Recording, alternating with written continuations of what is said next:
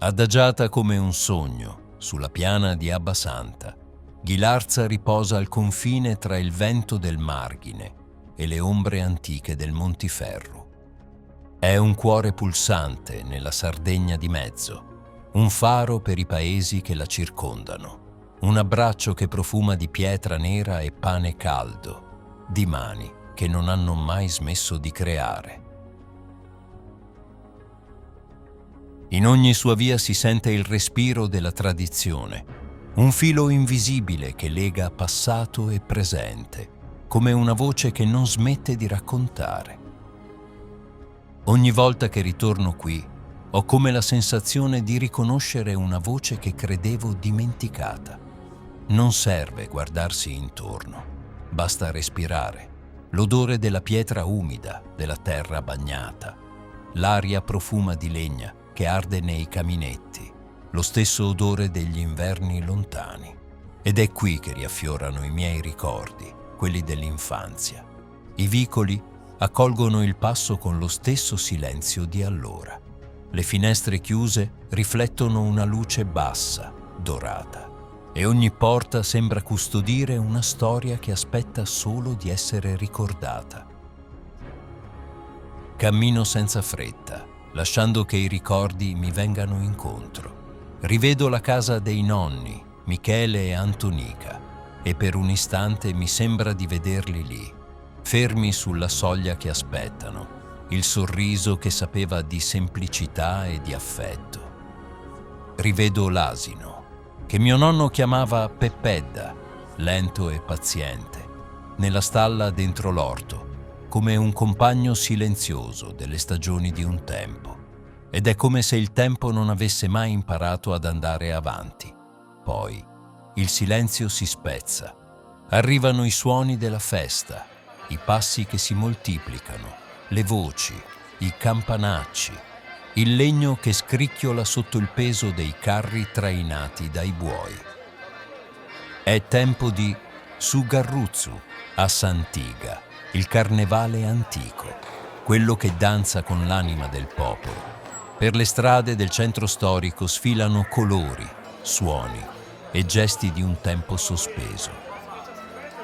Sas maskeras a Lenzolu, bianche come spiriti d'inverno, avvolte in lenzuola candide che cancellano il volto, appaiono e scompaiono tra i vicoli come echi di un'altra epoca.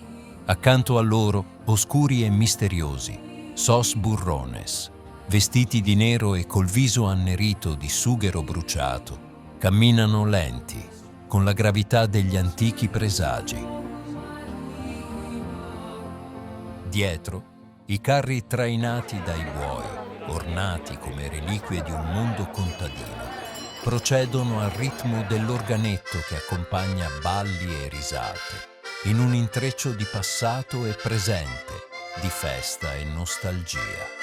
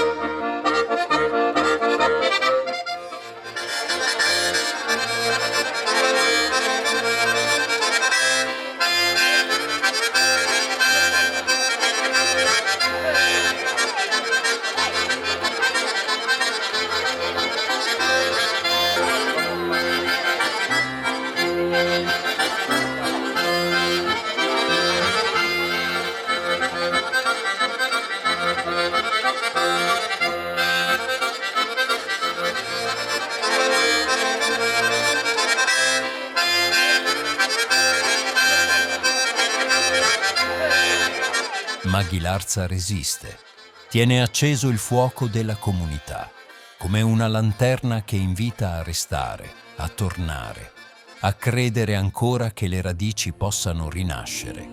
Ghilarza è questo, una culla di ricordi e di futuro, una comunità che non dimentica, generosa nel custodire ciò che è stato, fiera nel trasmetterlo a chi verrà, perché qui, tra pietra e vento, tra danza e silenzio, vive ancora l'anima di un popolo che difende la propria identità, come si difende un sogno antico, con rispetto, con amore, con la forza della memoria.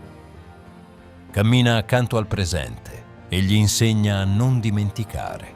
E mentre la sfilata percorre le stesse strade di sempre, capisco che i luoghi, come le tradizioni, sopravvivono finché qualcuno continua a guardarli, a ricordarli, a raccontarli.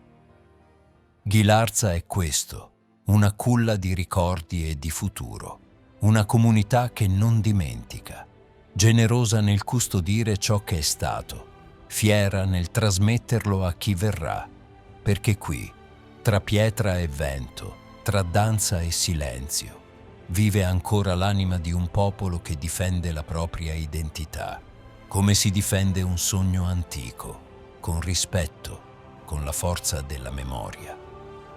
Qui, nel silenzio delle pietre, batte ancora l'anima autentica della Sardegna, un'anima che continua a vivere, in chi la ama, in chi la racconta, in chi ritorna.